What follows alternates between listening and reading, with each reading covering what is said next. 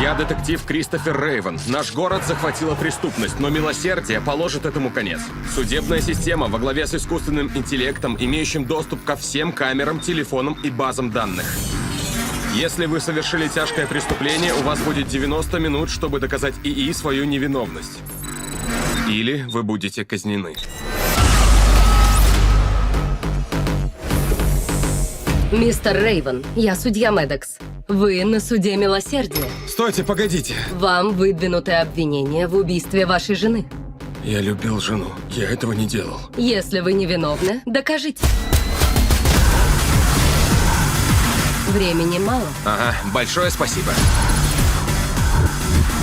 Выпустите меня!